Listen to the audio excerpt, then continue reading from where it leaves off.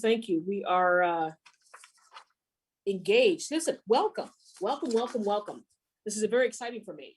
To ABC7's Town Hall series, Our Chicago Voices of the Community. Now, I'm Evelyn Holmes, one of the reporters at Channel 7, and I'm pleased to be your host for this week's Town Hall. Think about this now. You probably have been seeing a lot about mental health and know that May is Mental Health Awareness Month. All of us, I think, have been very, very aware of mental health, considering that all is going on, right? This message today is that mental health is important and that if you need help, you should get it. But more importantly, that you're not alone, that it's important to talk about it with someone.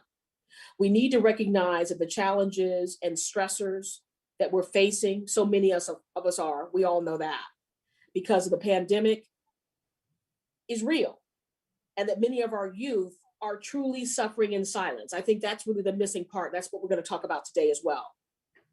Some of them are even suffering in shame. Now, today's virtual town hall is exploring the mental health of children and adolescents, what is being done at a community level to help them, and how advocates are fostering positive mental wellness attitudes to destigmatize mental health. And we all know, most folks that have been in this realm, and I'm the kind of the neophyte, I'm not the one, you all are the experts, but you know that there's a stigma to this, especially in Black and brown communities. According to, now listen to this is something, according to youth.gov, it is not uncommon for children and youth to experience various types of emotional distress as they mature, such as temporary periods of depression or anxiety about attending school, about being accepted by peers. Now, when these symptoms persist, kids or their parents should feel comfortable to talk to professionals or to whomever that they really believe is someone who they can trust and who can hear them without judgment. However, looking around sometimes for help, you find discrimination and negativity because of the stigma that's often placed on mental health. And because of that, there may be some resources that are lacking.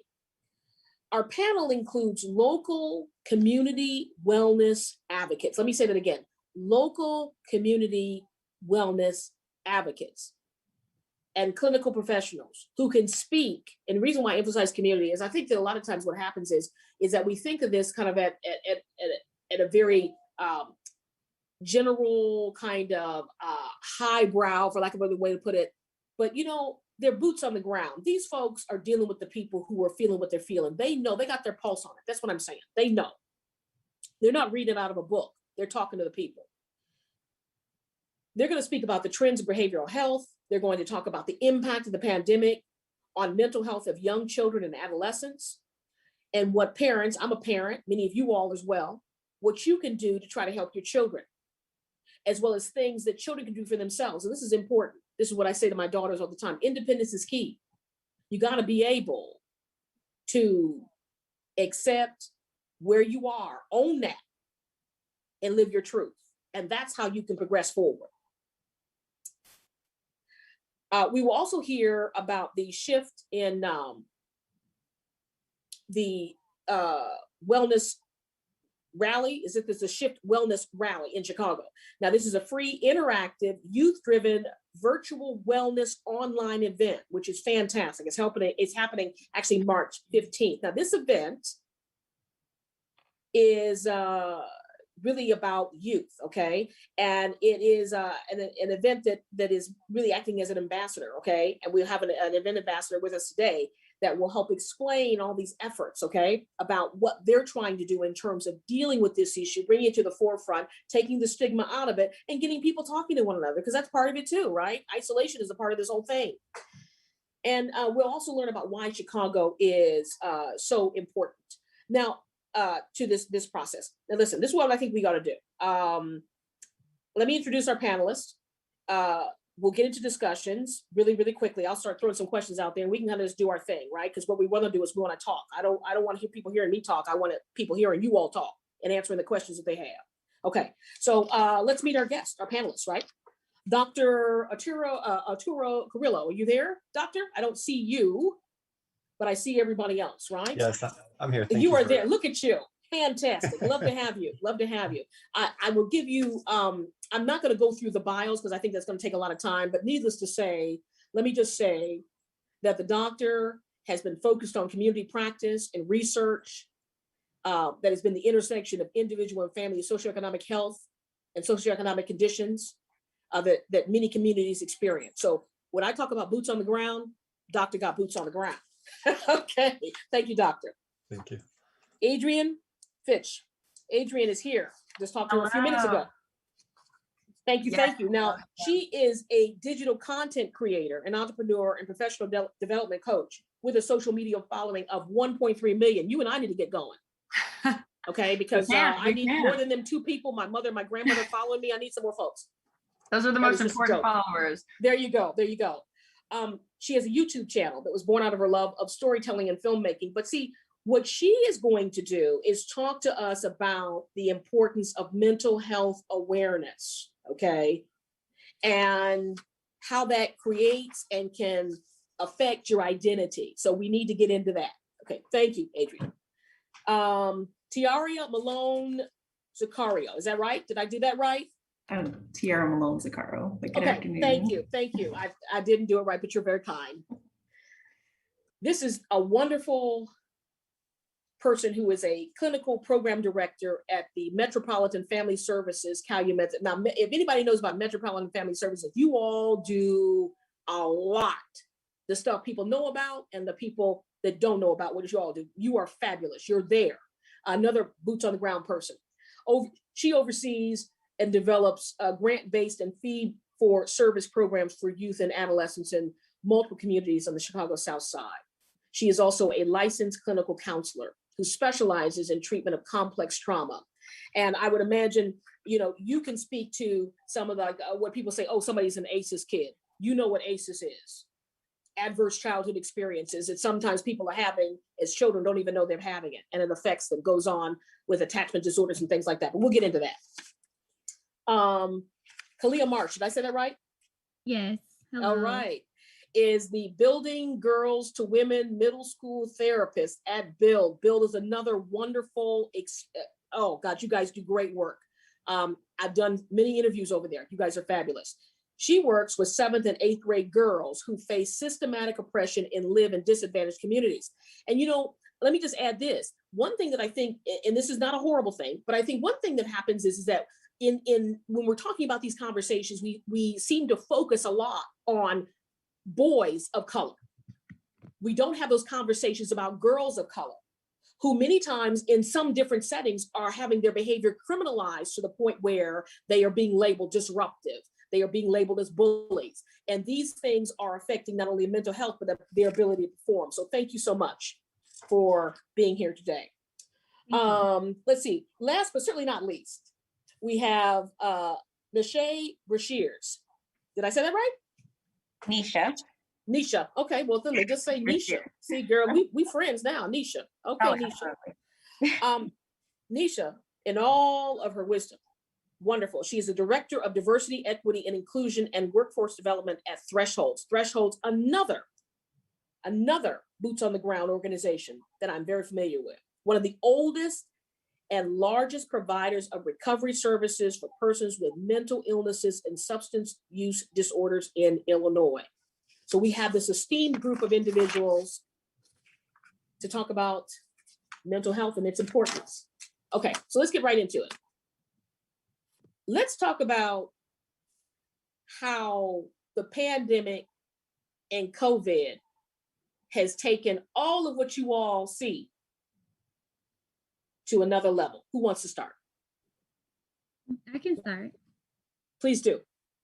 I feel like one of the things that the pandemic have done to our youth is take them and place them into some environments that they sometimes try to hide or run from. So a lot of times school and going outside is an outlet and a safe form of expression for our youth, but we place them into a place where they're into this one box, and sometimes that your home life and your school life is completely different. And it also stripped them from some of the identities they may have created. Because a lot of times growing up in adolescence, your identity at home is not the same as at school. So I feel like that was one of the biggest things that impacted my youth during the pandemic. Nishay, do you want to add something? I was going to say that at Thresholds, we work with individuals who have severe mental health conditions. So one of the key things that we've seen, particularly during this pandemic, is increased ER visits, as well as increased instances of suicides, even deaths across the agency and across Chicagoland as well. So for a lot of people, the pandemic, because of that social isolation, isolation has been devastating. Doctor, what are you seeing? Are you seeing greater instances of mental health issues because of some of the isolation that this circumstance has created?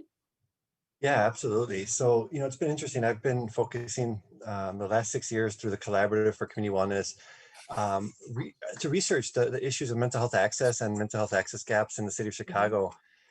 We did a study on the Southwest side that we released in 2018, and I'll just kind of use that as a frame of reference because I want to kind of draw a quick comparison. It's not a perfect comparison, but it shows us kind of the trend here. What we saw was when we surveyed nearly 3,000 people on the Southwest side, it was a very thorough analysis we did on the Southwest side. What we found at that given moment was that 80% of the respondents, which was surprisingly high for us at that time, were interested in mental health services. 80% of the people were interested in mental health services. This is pre-pandemic. Now, one of the things that we were intentional to do this year is that we replicated that study, but we did it citywide. We wanted to kind of get a bird's eye view citywide, and we were able to survey residents from 45 out of Chicago's 50 wards. And a resounding 94% of people were seeking and interested in seeking professional mental health services. I don't think I can't think of another question where we could get 94% of Chicagoans to agree on. But in this pandemic, we see 94% of people actually interested in mental health services. One of the trends that we saw when we asked people what the mental health concerns were, as compared to 3 years ago, we saw that more than half of the respondents reported symptoms of both anxiety and depression. So what we find is that 62% of the respondents in the citywide survey were reporting anxiety. This is the first time when we've conducted a survey that anxiety has been in first place when it comes to mental health access needs. And followed by depression, right? So that definitely speaks to the pandemic, and we saw a big increase in isolation symptoms as well, right? And that speaks to some of the things that were just touched upon. So yeah, it's pretty apparent that the need is very, very great. Adrian, can you add something from your perspective, working with trying to bring some of these issues to the forefront, and with your expertise with social media and that type of interaction? What is your take on this? Yeah, what you guys all said is so absolutely true. And actually, I come from a unique perspective. Both of my parents are psychologists. So from a young age, for me, speaking openly about mental health was something I thought, everyone did. And I thought was totally normalized. And I've learned as I've gotten older, and which is why I'm so passionate about kind of advocating for this as well, is that not everybody has that, right? And not everybody is even educated on what they're feeling. And that the fact that what they're feeling is they're not the only one who's feeling that. They're not alone. So like you guys said, we've seen like skyrocketing rates, especially of anxiety and depression. My parents have been noticing more in their practices. The stats are very clear. There has always been a need for, breaking the stigma, starting more conversations, making it okay to talk about, and helping youth especially understand what they're feeling, and like the fact that they're not the only ones feeling it. And especially I think in the pandemic, that goes with isolation as well, just feeling like even more like you're alone in it. So something that, we're trying to do with the shift and the wellness rally is really start to bring those conversations to light even more than they were before, and to address the pandemic head on and say, hey, we know, it's worse now. And here are some tools, and here's, step one is just talking about it and opening up and being okay with, being vulnerable like that. So I'm trying to do that with the shift, also on social media. I think, we could talk about social media forever, but I can say it could be toxic. It can also be great, when it's used for good and for positively impacting and sharing stories. And, that way people can see videos and be like, oh, she's going through that. and I've gone through that. So, there's ways that we can navigate online. Obviously, everything's been virtual, but yeah, it's a constant kind of like figuring out how best to do that. Tiara, did I get to you? I didn't get to you, did I? Yeah. I have a question for you. I have a question. Okay, go ahead. Yeah, sure. Talk about, with the isolation ongoing, talk about how the stigma of mental health plays into creating an even greater barrier to deal with some of the mental health issues that have arisen out of the isolation and the stress that the pandemic and COVID, especially in Black and brown neighborhoods, has brought about. What have you noticed? Yeah, so I was just thinking about that because it's been an interesting trend, I would say, because I think initially, at first, even from an agency perspective, we were trying to armor ourselves because we we're like, oh my God, we have to respond to the community. We know, with our own anxiety, I must admit, Right, with the pandemic too. And then we found that services were pretty steady or they kind of dipped off, which was interesting. But then within the months that started to progress during the pandemic, services started to increase. And I think, you also said it, was also mentioned here. So a lot of people were, I think as a society, we're actually given permission finally to say it's okay to get help. And so even with the Black and brown communities, I feel like there was also like a responsiveness to that, right? Like the majority is saying, oh, it's all right, it's encouraged. If we kept getting like a text from the mayor or a text from a 311 saying if you need to talk to someone, here's this, here's that. And it was just this huge like campaign around that. And so I think it made it more socially acceptable. And so it was like, so we do, but then it's also this polar opposite is that, it's still a stigma within the strong stigma within the Black and brown communities about getting mental health. So it was just a challenging aspect with that. It was like the both and, right? So you had finally people are having permission to go get help and it was acceptable. But then on the other side, we saw with our children and adolescent, they were a little bit more reserved to like letting other family members know that they're in treatment. So, which was, sometimes they were like finding places to hide or going out to the car or going out to the yard or closing their bedroom, right? We've had some really interesting sessions that kind of, was made up of this. But that's also been something because they were just like wanting that outlet too because of the isolation. And, but again, not letting everyone know I need help. Although for the masses, it was like, it's okay. But it was like I said, so it's just an interesting perspective. I feel like we were on just kind of like having both sides. It's kind of a push-pull. Yeah, it's absolutely. a push-pull. It's a push-pull. So the big, $1 million, gazillion dollar question is, how do we help these kids who many times are already in stressful home environments and neighborhood environments, literally sometimes dodging bullets, being hungry, the types of issues that one could say having schools open helped as a safety net because some of those things got caught that were now not caught because the kids were not in school 5 days a week. And I'm not trying to get into that conversation. I'm just saying, let's be real, schools are a safety net for some kids. How do we help them? How do we get them, help make them whole or get to a point where they can deal, especially now that we're on the precipice of really being able to continue to open up. And one could say that there is anxiety now about going back into those circumstances, things kind of going back. Feel free, anyone, to jump in. I'm opening it up because I want to hear what you all have to say. I've definitely experienced the kind of anxiety towards going back, which is so funny. I mean, I think a lot of people are. I didn't think that I would feel that, but I totally do. I can relate to that. And I think, I'm not a parent. I can't possibly imagine what it's been like for both the parents and children to navigate kind of switching up their whole lifestyle like that.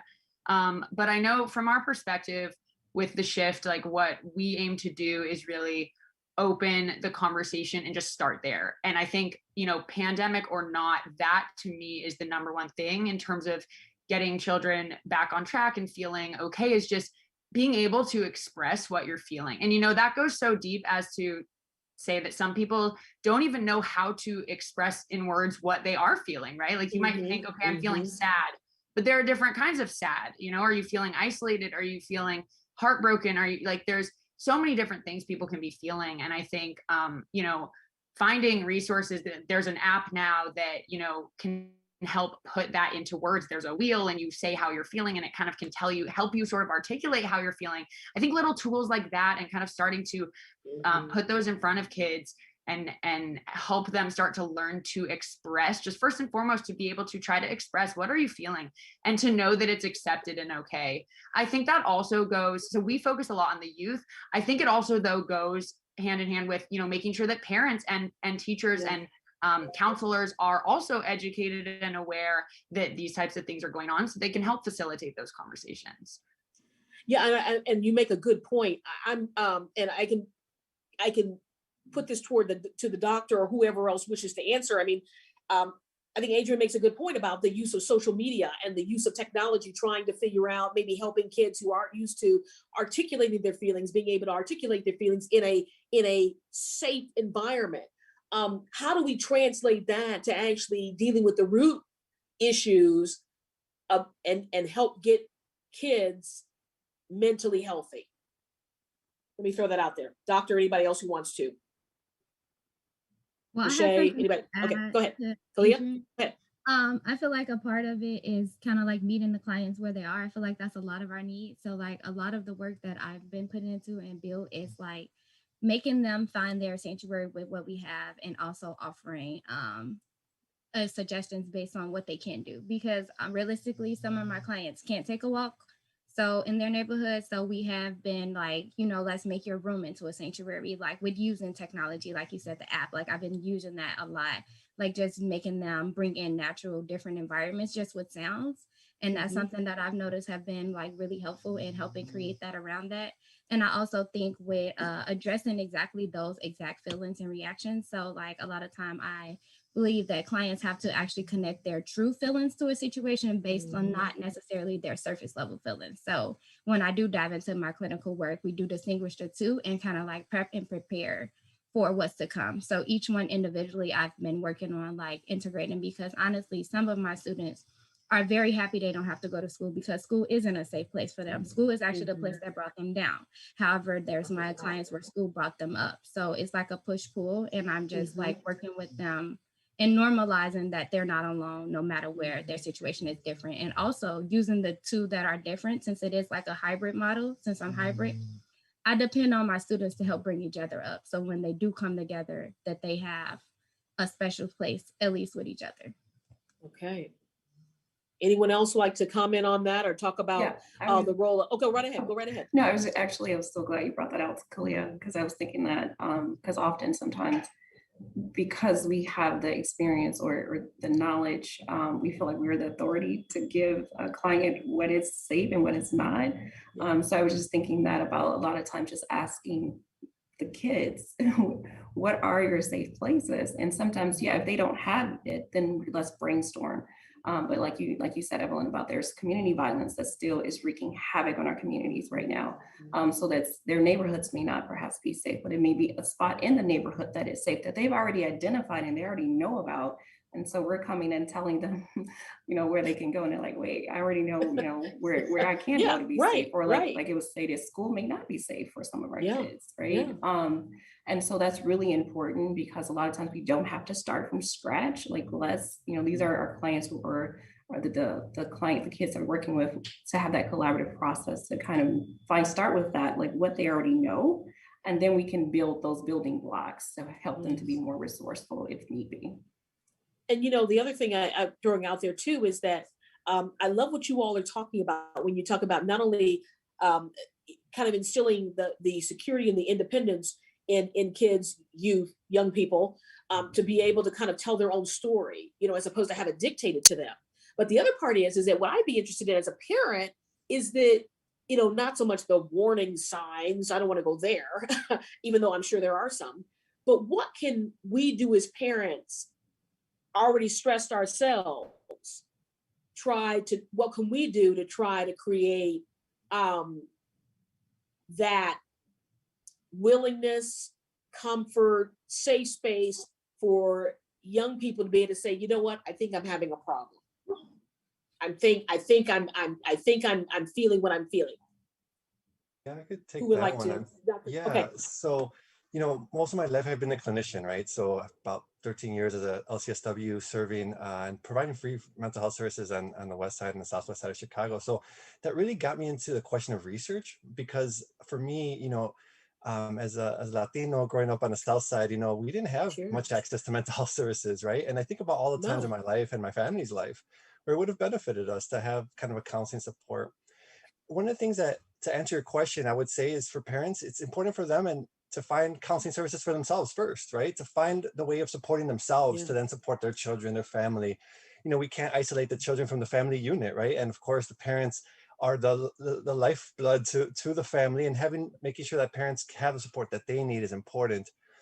However, it's really important. I want to highlight that, as the more research I've done, I've actually kind of changed my view on this whole stigma question. And it's been Really? because of the data, right? If you look at the city of Chicago, actually, we have a city it's really a tale of two cities. When you map out Okay. where every therapist is in the city of Chicago, and for people who are curious, they could go on our website, collaborativeforcommunitywellness.org, and check out the map that we've created where we map out every therapist in Chicago. The ratio between high income communities and low income communities is Yeah. astounding. We're talking about a ratio that has 4.2 therapists per 1,000 community residents in affluent neighborhoods, and low-income communities of color have less than 0.2 therapists per 1,000 community residents. I mean, we're talking about a resounding disparity. And so the more we've researched, actually, we find out that when we've asked the parents, we've asked adults, again, are they willing to access mental health services? And you have an overwhelming majority, 80, 94% of the people saying yes. The biggest barrier to care is cost and services not available in your area. Actually, stigma in our research for the last 3 years has consistently showed up, with only 11% of participants in our survey saying stigma is a barrier, compared to 67% of respondents saying cost and not having services available in your area are the barrier, right? So, the pandemic has been also an opportunity for people to try therapy for the first time. Now that Yes. teletherapy has been more made therapy more available when those services are not available in your neighborhood. So, again, going back to the question, for me, it's really been important to give people the opportunity to have access to care that other people may take for granted. And give that website again, doctor, one more time, because you kind of said it fast and there are some folks Sorry. that want to know. That's okay. We're all excited. I'm excited too. I'm just trying to contain it. So much to say, right? It's the collaborative for communitywellness.org, collaborative for communitywellness.org. Okay. We're talking a lot about, and I'm sure there are people out there say, you know what, all this sounds really, really great, in a bubble, but we don't live in a bubble. We live in the real world. What are some of the real world things that each of you are doing to try to create that space where young people can be mentally well? And that's question number one. Question number two becomes, for me, what is your biggest concern for youth through this very stressful time when everybody is feeling it? I don't know. We want to start with you, doctor. We'll move forward. Since I'm looking at you now. Well, I love to hear what everyone else has to say, because this is such an important question. I mean, It is. of course, the concern is that people have crisis, right? Yes. Unmet mental health needs leads to crisis, and untreated crisis leads to further crisis. And Yes. so not only for the individual, but also for the family unit and for absolutely the community. Living living in Chicago, right? We share blocks with people, we share buildings. If our neighbors are having a conflict, if people up the street are having a crisis, it's going to impact our entire family. It's going to impact children in the classroom when when their classmates come in dealing with crises. And so for me, it's been really important thinking about this issue systematically. Like, what is a city doing to respond to crisis in a proactive way that does not involve police? Right? We see many examples throughout the country now really taking a serious look and implementing non-police crisis response to deal with a variety of crises without the involvement of police. And we think that that's an idea whose time has come. We are looking for that opportunity here in Chicago to have that solid investment to make that system a resource for everybody, so we could have healthy communities by responding to crisis proactively, not waiting until they spiral. Mhm. Who else wants to add something? I'm just like throwing it out there. Hop right on in. Don't be shy.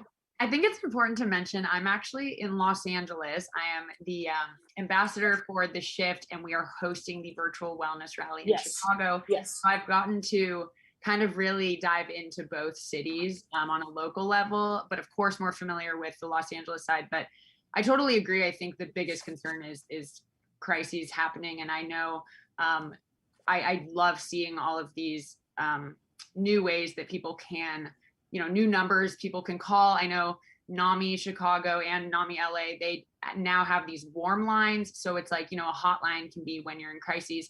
A warm line is, when you just need someone to talk to, you're not quite desperate, but you don't know what to do or who to talk to. And you could get to that desperate point if you don't talk to people. So NAMI's warm lines, I think, are awesome. I don't remember them off the top of my head, but I think, taking action like that, which is of course more a lot of your guys's expertise is, and I'll say, doctor, I'm going to call you that because she did. What you said is so powerful about, stigma. Really, it is lessening, that people really are feeling more willing. They're hearing about it more. Their friends are talking about it more. More and more people are being open about mental health impacting them every single day. And I think that's such an incredible point that, like, okay, so, we're going in the right direction with that, but there's still a huge missing in terms of resources. And so I applaud you guys for all being those resources. That's so awesome. Yes. Who else wants to add?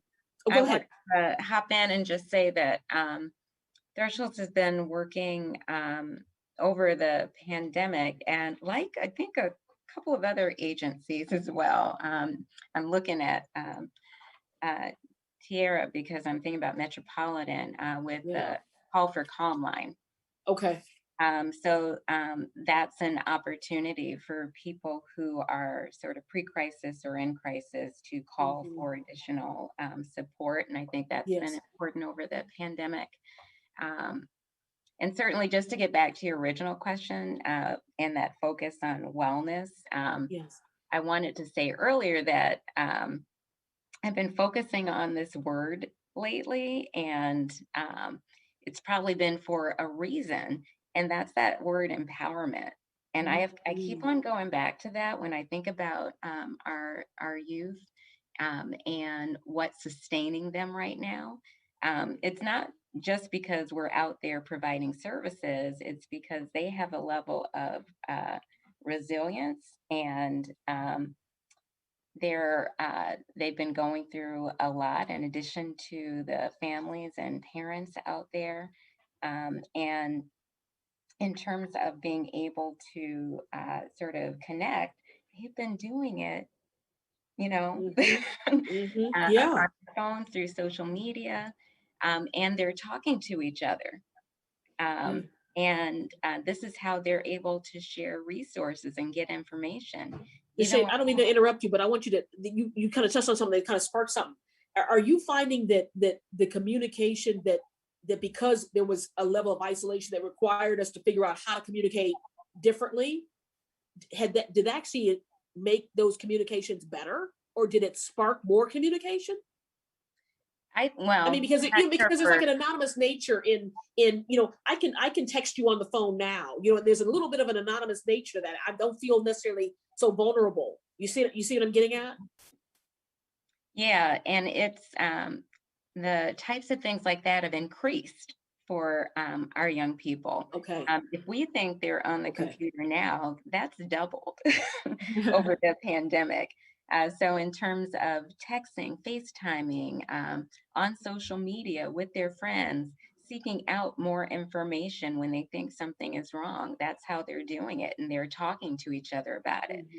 So when I think about empowerment, that means that before they're going to get official help, they're talking to each other or mentioning things to each other. So it's really important in terms of awareness for us to educate not only teachers and parents, but other kids who are their friends about how to help and be empowered in seeking out that information. Is this and you were saying you were thinking about Tierra about this when you were talking about the services. Are we seeing a different kind of trauma now beyond? There was a trauma from a reporter standpoint. I was seeing communities traumatized by violence almost every day.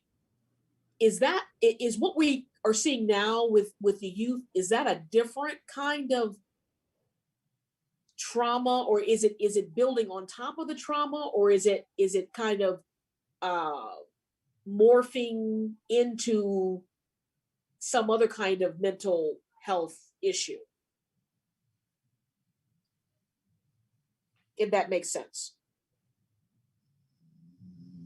I'm just wondering what's the contributing factor. I guess I'm trying to figure out, it's almost like a ball of yarn, and you pull one bit and you're trying to undo it here and you're trying to get to the center of that, but there's so much there. So I guess I'm wondering, did the violence that existed pre-pandemic that caused trauma?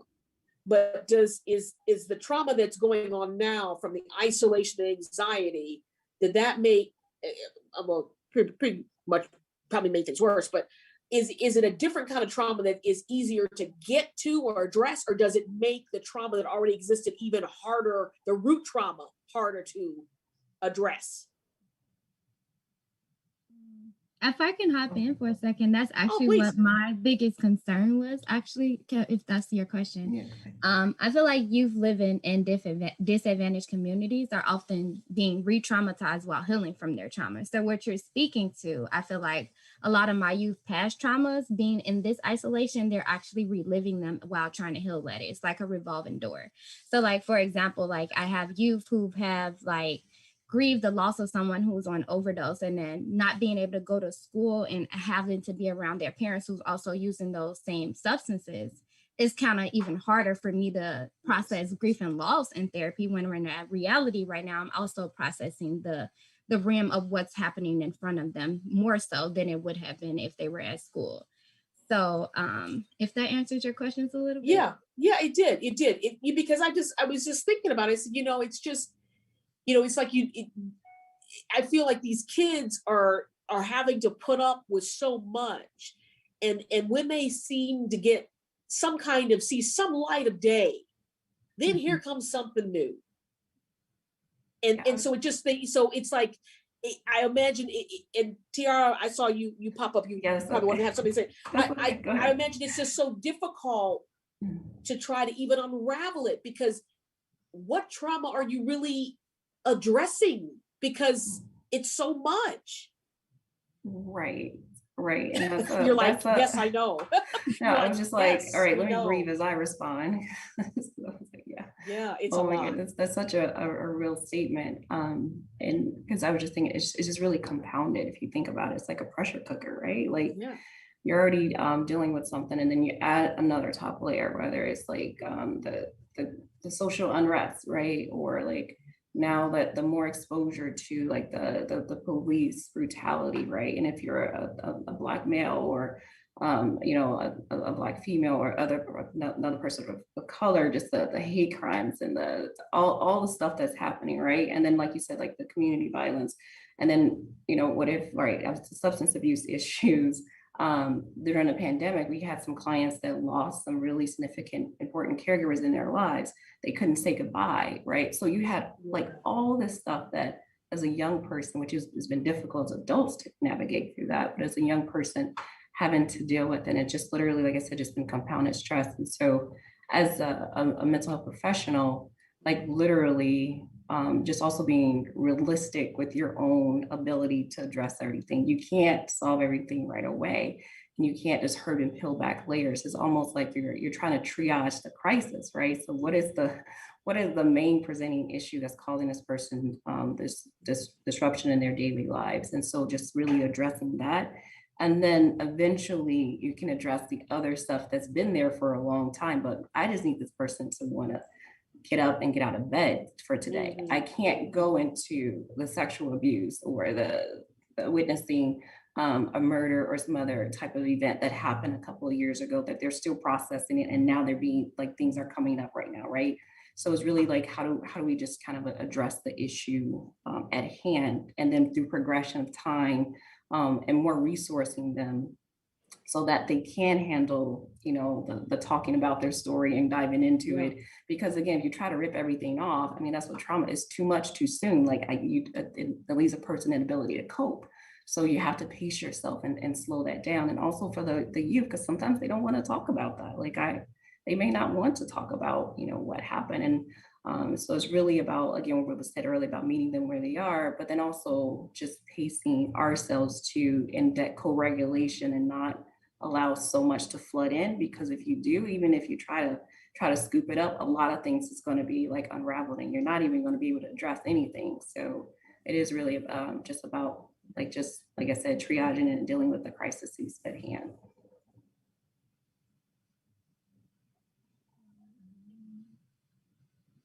Uh-oh. I think she lost her signal. Frozen screen. Yeah. And the technology mishaps that happen, right? Like Absolutely. I know everyone now at least knows this is our 2020 and 2021. Yes, most definitely. So I can ask a question. What interventions are you currently using to address some of the, not the underlying issues, but the crises And I'm that back. are associated with the pandemic now? There she I is. would away. I'm back. Okay. You know what? I kind of missed a little bit of what you guys were saying when we were talking about the crises and things like that. I have two questions for you guys. Okay. Because I'm full of questions. One is, how important is it to ask kids what they really need? That's one question. Second question is, and this is honestly a real concern of mine, for those people who don't really see this, they see it as, hey, you know, people get past it, everybody's stressed. What are your concerns when these kids who have been traumatized and are suffering from mental health issues become adults?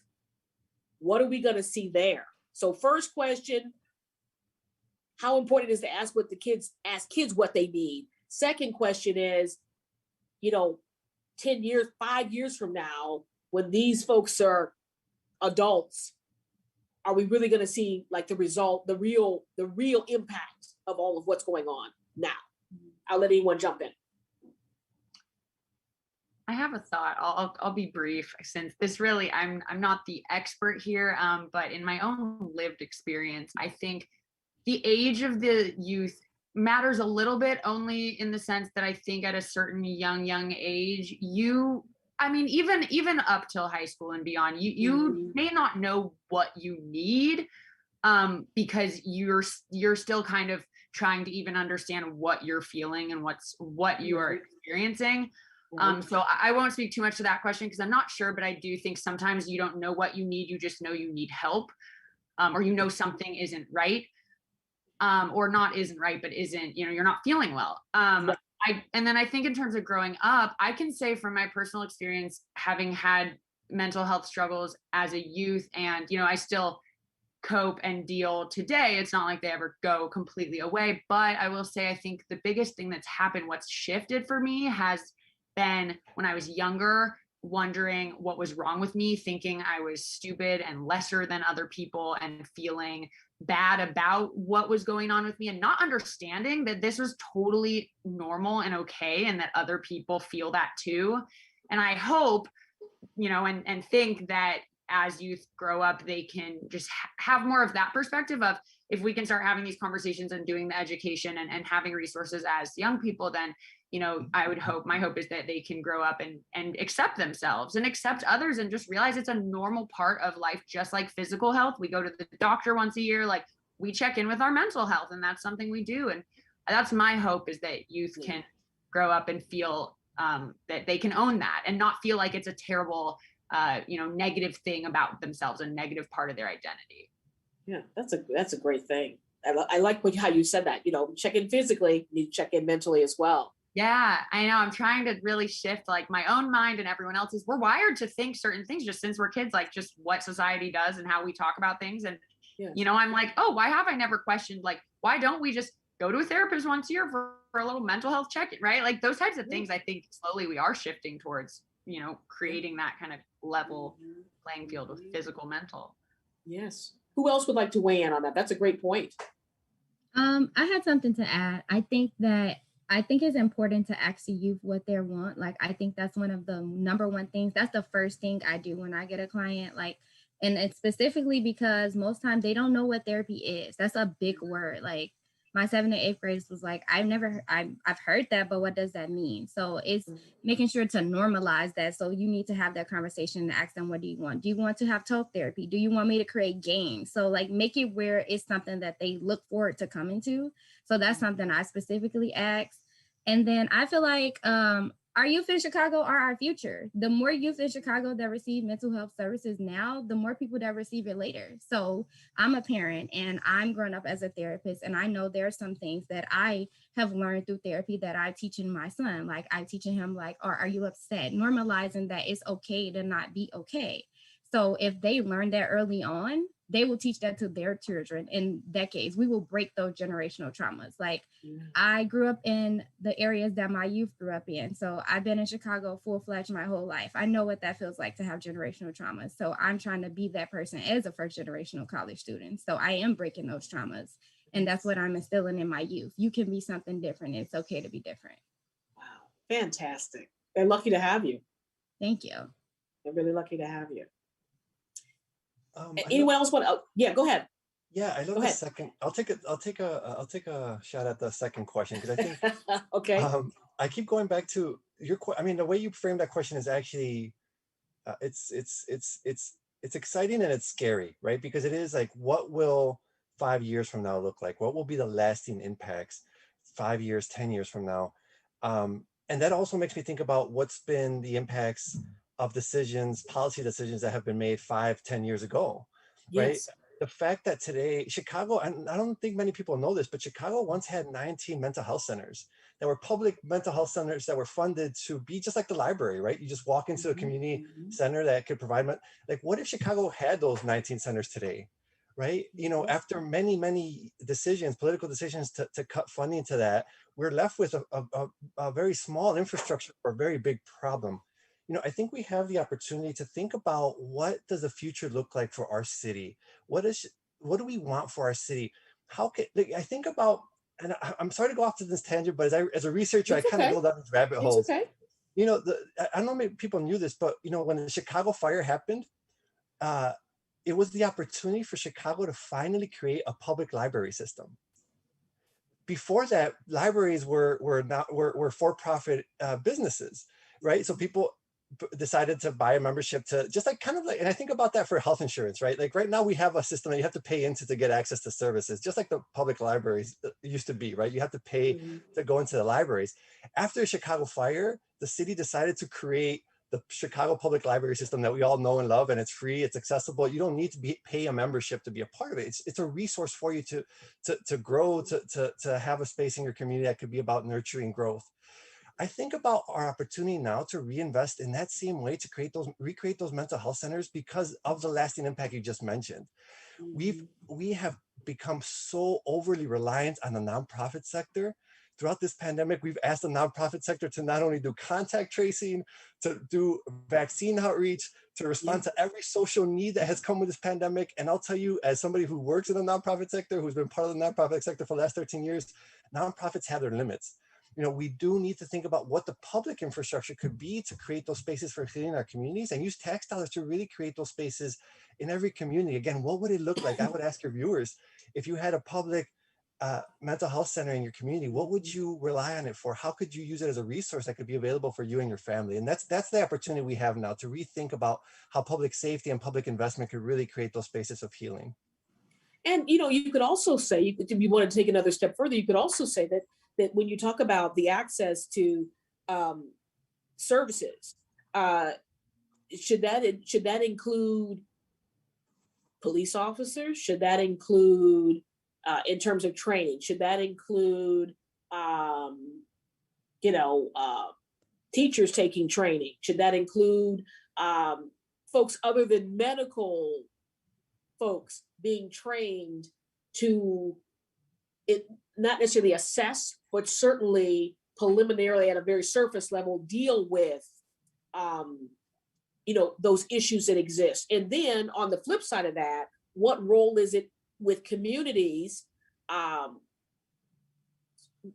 reassess their reliance on police, law enforcement, to address issues in communities that are potentially stemming from mental health issues, undiagnosed or even diagnosed. And I'll throw that out there and let you all make your comments. You all are professionals. Yeah, I look to other cities. Other cities have created departments of mental health, right? A city level department dedicated to mental health. Like, the Albuquerque has developed a department for crisis response, a whole city level department dedicated to crisis response. Like, this is the bold vision that we should all push for, because we do need to think about the lasting impacts and building that infrastructure to ensure that, all of our professionals, all of our working professionals, every element of our society in the city can be thinking about people's mental health and wellness, because again, the trauma and the impacts of trauma also have a price, and we've been paying that price tenfold. So if we invest, in healing and support, it would create a different reality for many people, and especially in communities that are marginalized. Yes. Who else wanted to add? I heard someone else. Oh, yeah, I was just going to say, I definitely agree with that. Because if you think about it, even now, like I recently just went to the doctor, and they did a screening on, I guess, a depression screening. They asked me these questions, although the way they asked, I was like, I would never say yes to any of those. But but it's like it is something. I mean, at least it's a start, right? And then we're talking, and I'm glad we're just having these conversations about it. Like you said, like pulling in other entities, and as was mentioned, the not-for-profit sectors. Yeah, I'm so glad you said that. Like we are under resourced and overstressed a lot of times, and like most of us right now have long wait lists, right?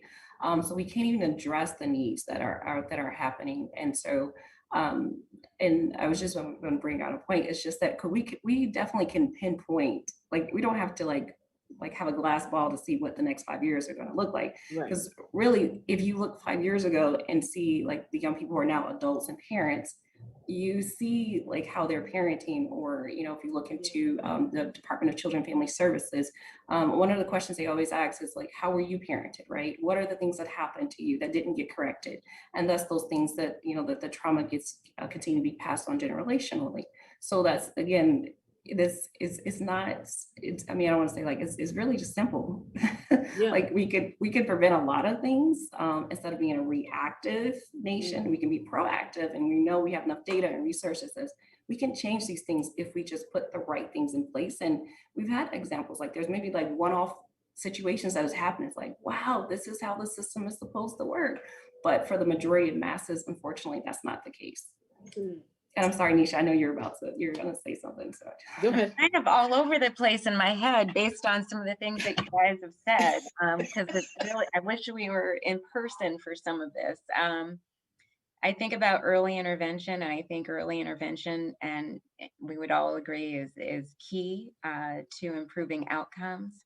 So that addresses like your initial statement, Evelyn, about well, what happens 5 years from now when the person who is experiencing mental health problems as a young person grows up and those problems are unaddressed? Well, they run the risk of their symptoms getting worse. So we don't want that. Instead, we all want to be put out of business. So that means we want to be able to help young people early. And it starts when they're not feeling okay. They're feeling off. Things don't seem right. So they talk to another adult or talk to somebody that they trust in order to get some sort of support. So we want to be there at that time so that we can have a larger impact. The other side of that is we need mental health parity. So we need mental health services to be just as important as physical health services. And we need the funding to back it up. Yeah, that's the tough part, right? we're about 5 minutes out. So what I did want to do is I wanted, because this is what I could talk about this for another few hours, because I just think it's so layered, and every time you peel back one layer, something else pops out. You're like, oh my God. Can we do this? And Deshane, why don't we start with you, since you're the last person to speak? Why don't you guys, can you just do like a brief synopsis almost, and not even synopsis, just like a brief statement of kind of where you hope, how you hope to make an impact, how you hope things will change when kind of the world does go back to whatever that new normal is, and where you see mental health and awareness of that playing in that. Deshane, why don't we start with you? COVID-19 and this pandemic has taught us about possibilities.